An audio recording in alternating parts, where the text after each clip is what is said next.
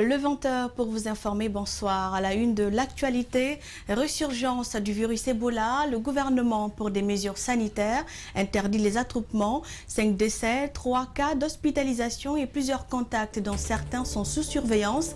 Telle est la situation à ce jour de ce virus réapparu après 5 ans. Les frontières guinéo-sierra-léonaises seront rouvertes ce 18 février 2021. C'est le résultat de la visite d'amitié et de travail du président sierra-léonais en Guinée. Elle a par ailleurs permis la signature de 3 accords entre les 2 États. Et puis les opérations de démolition se poursuivent dans la capitale. Elles visent à libérer les emprises des routes occupées par des particuliers. Les victimes sollicitent un accompagnement de l'État.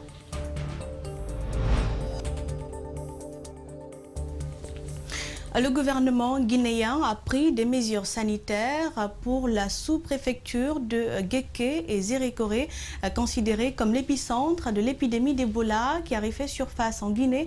Et ces mesures consistent à limiter la propagation du virus qui a déjà fait 5 morts et plusieurs cas suspects en région forestière. Bernard Koundouno décrypte les directives du gouvernement pour la gestion du virus Ebola en Guinée. On suit. Après la confirmation des nouveaux cas d'Ebola en Guinée, plus précisément dans la sous-préfecture de Guéké, préfecture de Zérékoré, le 13 février 2021, le gouvernement guinéen a déclaré la seconde épidémie de la maladie à virus Ebola. Pour donc limiter sa propagation, des mesures urgentes sont envisagées et applicables en région forestière, qui est pour le moment considérée comme le foyer de l'épidémie en Guinée. Ces mesures sont applicables dans la sous-préfecture de Guéké, où les 4 premiers cas de décès ont été enregistrés, et Zérékoré, le chef-lieu de la région. Dans la sous-préfecture de Guéké, le gouvernement interdit les marchés hebdomadaires, des cérémonies religieuses et traditionnelles nécessitant des regroupements pour une durée de 30 jours renouvelables si nécessaire, les enterrements dignes et sécurisés de tous les cas confirmés et suspects probables par des équipes habilitées. L'État invite les citoyens à déclarer aux autorités sanitaires et administratives tous les cas de décès, interdit également les regroupements de plus de 5 personnes. Il annonce la mise en place par les services de santé et de sécurité, les barrages de contrôle sanitaire, notamment la prise de température, la recherche des symptômes et des cas contacts aux entrées et sorties de la sous-préfecture de Guéké, l'isolement et le suivi de tous les malades et leurs contacts. Les mêmes mesures sont aussi prises pour le centre-ville de Zérékoré. Dans cette directive du gouvernement guinéen pour la gestion de l'épidémie à virus Ebola à travers l'ANSS, il annonce la mise à la disposition des ménages des localités concernées, des dispositifs de lavage des mains ainsi qu'un accompagnement en denrées alimentaires et les frais de condiments pour les ménages isolés. Par ailleurs, le gouvernement informe les populations que les dispositions idoines sont prises pour rendre disponible le vaccin afin de vacciner les contacts des malades et les contacts des contacts dans les zones d'isolement. Le gouvernement guinéen invite donc les citoyens au respect des mesures d'hygiène. À date, le virus Ebola a fait 5 victimes pour 125 personnes contacts qui sont sous surveillance, dont 115 à Zérékoré et 10 à Conakry, plus précisément dans la commune de Ratoma, selon le dernier communiqué de l'Agence nationale de sécurité sanitaire. On reste dans le même cadre. Ebola oblige dans la commune de Ratoma. 10 contacts sont sous surveillance. Interrogés ce matin, ils sont nombreux, ces citoyens qui disent ne pas être au courant des cas recensés dans leur commune. Ils plaident pour des mesures de prévention pour minimiser le risque de contact avec le virus Ebola. Ils se sont exprimés au micro d'Ali Badara Kamara et de Ibrahima Soriseng-Souma. Quelques jours après la déclaration des autorités sanitaires du pays, 25 contacts ont été repérés, dont 115 à Zérékoré et 10 dans la commune de Ratoma à Conakry. Ces 125 personnes contacts sont sous surveillance dans les zones de Zérékoré et Conakry, précisément Ratoma, selon l'ANSS. Les équipes d'investigation sont à pied d'œuvre pour approfondir la recherche des cas actifs pour délimiter le foyer de contamination. À Ratoma, le risque de contracter la maladie est trop. Partout ce matin, c'est le plein. Les marchés, les coins de stationnement et autres endroits de regroupement.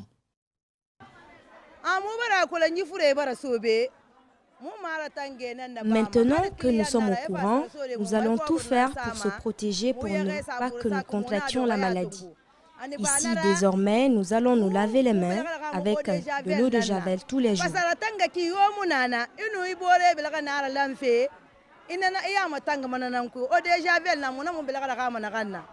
Face à cette résurgence, les conducteurs sont parmi les plus exposés. À Ratoma, ils disent ne pas être au courant des cas de contact à Conakry.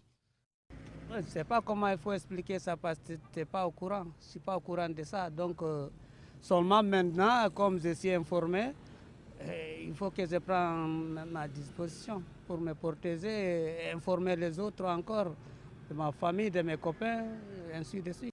Pour éviter la propagation du virus, ces femmes souhaitent l'accompagnement de l'État en leur dotant des moyens de prévention. Nous demandons au président Alpha Condé de nous aider à avoir des moyens de prévention pour que nous puissions sortir cette maladie du pays.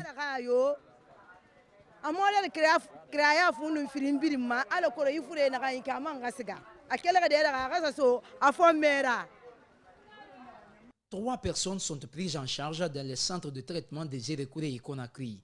Les 25 contacts seront suivis pendant 21 jours, la période d'incubation. Je vous l'annonçais, la visite d'amitié et de travail du président sierra-léonais à Conakry prend fin ce mardi.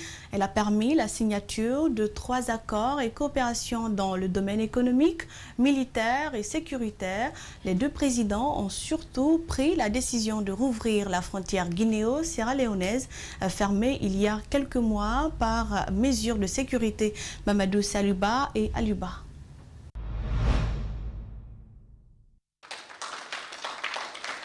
Dans le salon d'honneur, les applaudissements des autorités guinéennes et sierra-léonaises. À cet instant, les 2 présidents viennent de prendre la décision de rouvrir la frontière qui sépare les 2 pays, une décision qui était très attendue. Suite à l'assurance donnée par les 2 parties sur le plan de la sécurité, les 2 chefs d'État se sont entendus pour ouvrir leur frontière commune le jeudi 18 février 2021 à partir de 8h GMT. La frontière entre la Guinée et la Sierra Leone, c'est plus de 600 km, fermée pour des questions de sécurité à l'approche de la présidentielle guinéenne. Elle va donc être opérationnelle dès ce jeudi. Ce n'est pas le seul résultat de cette visite. Les 2 pays ont jugé important d'approfondir leurs relations bilatérales par la signature de 3 accords de coopération. L'accord général de coopération entre le gouvernement de la République de Guinée et le gouvernement de la République de Sierra Leone. L'accord cadre de coopération en matière de sécurité de l'enseignement entre la République de Guinée et la République de Sierra Leone. Le protocole d'accord de coopération et d'assistance administrative mutuelle en matière douanière entre la République de Guinée et la République de Sierra Leone. Entre la Guinée et la Sierra Leone, c'est une grande histoire. Les 2 pays décident de se donner la main pour l'obtention des vaccins contre le Covid-19, de mettre en œuvre l'accord de Paris sur le climat, de renforcer leur coopération dans le domaine économique, militaire, sécuritaire, de se partager des renseignements pour la paix. Au cours de cette rencontre, les 2 présidents n'ont pas manqué d'évoquer le vieux sujet autour de Yenga, cette zone libérée par la Guinée lors de la guerre civile, revendiquée aujourd'hui par la Sierra Leone.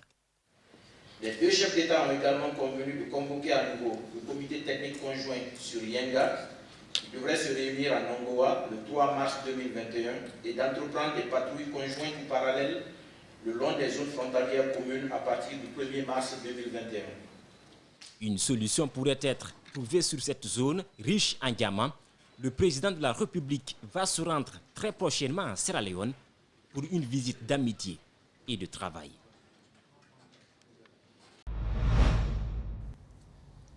Autre fait de l'actualité, Oumar Silla, alias Foni Kemenge, a été évacué d'urgence à l'hôpital Ignace Dine ce lundi.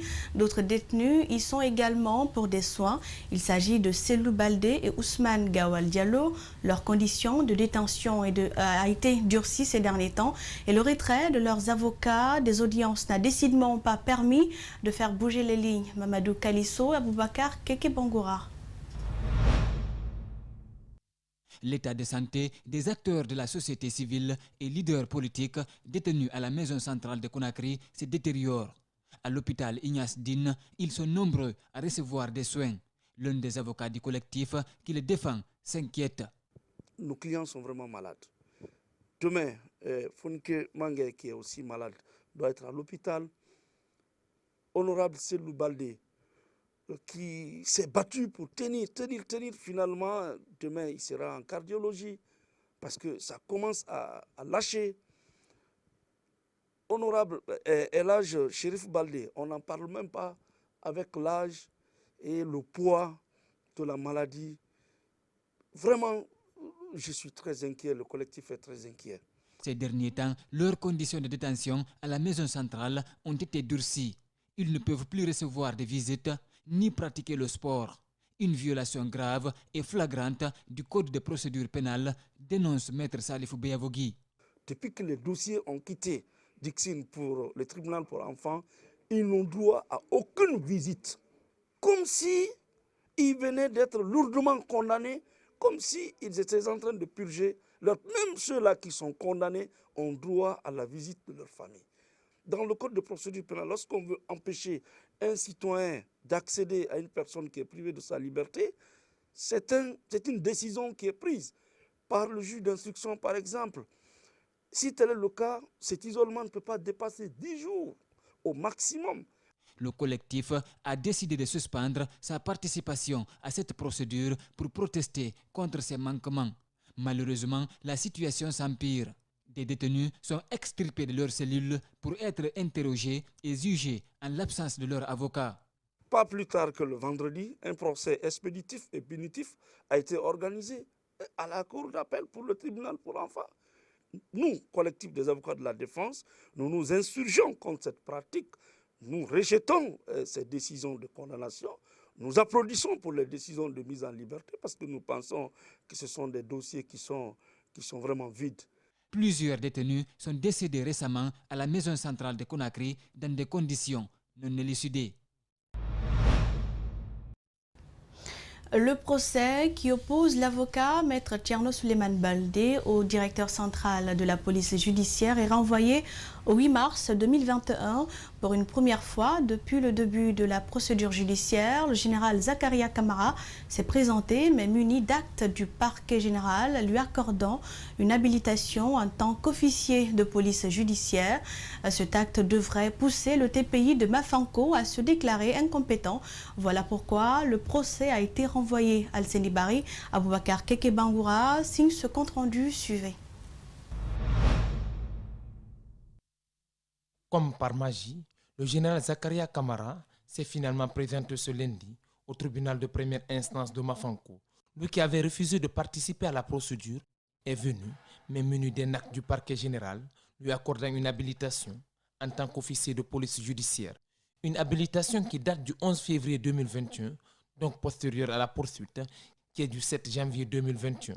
Elle vient donc pousser le TPI de Mafanko à se déclarer incompétent. Une situation que fustigent les avocats de Maître Thierno Souleymane Baldé, qui pensent que c'est pour lui permettre d'échapper à la justice. L'habilitation le dit clairement que cette habilitation prend effet à compter de sa date de signature. Donc tous les faits qui sont antérieurs à l'habilitation ne peuvent pas faire l'objet d'application en ce qui concerne l'habilitation. Donc le tribunal de Mafanko est bel et bien compétent pour connaître ces dossiers. Le juge a renvoyé au 8 mars 2021 pour prendre sa décision sous l'exception d'incompétence qui a été soulevée par le parquet. Le directeur central de la police routière est poursuivi pour abus de fonction et destruction de biens privés. Malgré cet acte, les avocats disent être optimistes pour la suite de la procédure. Ils promettent de poursuivre le dossier à la cour d'appel. Si le tribunal de première instance de Mafanko à l'audience du 8 mars prochain se déclare incompétent, dans tous les cas, les poursuites ne vont pas s'arrêter. Certes, ce n'est pas ce tribunal maintenant qui va connaître l'affaire, mais une autre juridiction en raison de cette habilitation. Donc le moment venu, alors je crois que nous avons encore espoir. L'espoir n'est pas perdu. Par ailleurs, le procès qui oppose Cheikh Afan au journaliste Mohamed Mara lui s'est poursuivi. Il faut tout de même noter qu'il a été renvoyé au lundi prochain.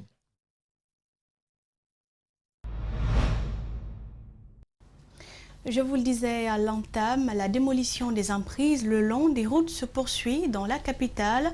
Avec cette opération, plusieurs citoyens ont vu leur maison ou encore leur lieu de travail démolis. Les victimes sollicitent un accompagnement de l'État. Le reportage est signé Makissa Kamara et Aboubakar Keke Bangoura.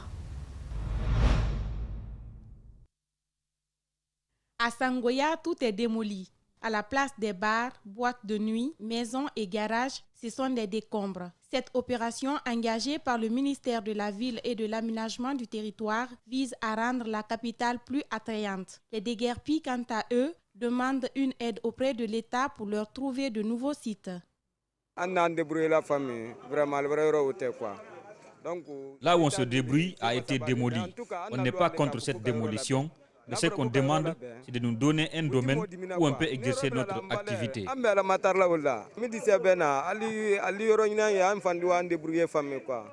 Pour atteindre l'objectif du développement tant souhaité par les Guinéens, on doit se référer aux autres pays, souligne ce citoyen qui apprécie l'opération. Le professeur Alpha Condé est en train de travailler. Nous sommes très contents de ça. Tous les pays développés, comme les pays voisins, comme le Côte d'Ivoire, même la fois dernière, les mois passés, je viens de la Côte d'Ivoire. Alassane a cassé tous les deux quartiers complets comme ça. Mais on les a dédommagés 600 000. On dit ça qu'il n'a qu'à aller chercher une maison. On demande ça à l'État. Ceux qui doivent quitter ici, on vient demander par porte pour lui donner moins de 3 millions ou bien 5 millions pour aller chercher une maison ailleurs. C'est ce que nous demande le gouvernement du professeur Alpha Condé. S'ils ont bien fait ça là, vraiment, nous, on sera contents. La clientèle de ce vulgarisateur est en baisse. Depuis que son atelier a été démoli, le temps est dur, se lamente-t-il. Normalement, la pneumatique à bord de route, c'est ça qui est bon. Depuis le matin, moi, j'ai fait 2 pneus seulement, depuis le matin. Maintenant, pour facile de ces 50 000, c'est difficile pour voir. Il ne suffit pas seulement de déguerpir. L'essentiel est d'aménager les domaines récupérés dans l'intérêt public, suggèrent des observateurs de la société civile. L'USAID, en appui avec le gouvernement guinéen, vient de réhabiliter des centres de santé dans les préfectures de Koya et Forikaria. Ce geste vient combler le manque criard d'infrastructures sanitaires dans ces localités. Le projet HDS, Haute Qualité des Services de Sécurité pour le Développement, a été exécuté par JH Piego. C'est un public reportage de Dina Bangoura et de Abdoulaye Kamara. L'apparition du virus Ebola en 2014 en Guinée avait levé le voile sur le manque criard de structures de santé adéquates pour faire face à une quelconque crise sanitaire d'envergure. Mais de cette période épidémique, des leçons ont été tirées. L'USAID, en appui au gouvernement guinéen, a mis en place le projet HSD pour la réhabilitation de services de santé dans les localités de Kouria, Kuala-Rouré, Ouankifon, entre autres. Il a été constaté que les structures sanitaires, souvent étaient en mauvais état, étaient sous-équipées. Donc c'est difficile de demander à une population d'aller vers une structure où elle ne peut pas avoir les soins de qualité. C'est dans ce cadre que nous avons réhabilité 27 structures sanitaires, dont 6 pour la préfecture de Koya et 11 pour la préfecture de Zérékoy. À Forikaria, ce sont 3 centres de santé qui ont été rénovés et équipés. En dépit de ces réhabilitations, d'autres actions ont été menées par l'agence américaine. Nous avons fait avec le conseil des autres un plan de maintenance et ça va être partagé. On a aidé le ministère de la Santé à recruter des relais communautaires et des agents de santé communautaire pour rapprocher la santé vers les populations et pour les sensibiliser pour qu'ils puissent aussi mieux utiliser les services de santé qui ont été mis à leur disposition. Les bénéficiaires et les autorités de ces localités sont satisfaits du travail abattu et promettent d'en faire bon usage. Là où nous sommes à l'heure, là, nous faisons au moins 650 césariennes par an. Et avec l'aide là, je crois que tout ira pour le mieux. Vraiment, nous pouvons dire effectivement que nos sentiments sont les meilleurs. Parce qu'un centre de santé urbain d'abord, c'est la présentation physique. Pour pérenniser ces acquis, Le ministère de la Santé, en collaboration avec les autres départements, mettront des stratégies en place. Déjà, 2000 agents communautaires seront recrutés au compte du département pour cette année.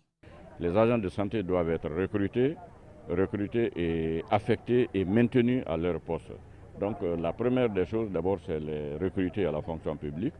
Et le ministère de la Santé est en train de tout faire pour que ce recrutement privilégie les agents de santé communautaires qui sont des qualifications des ATS pour qu'on puisse avoir une couverture suffisante d'agents de santé communautaires.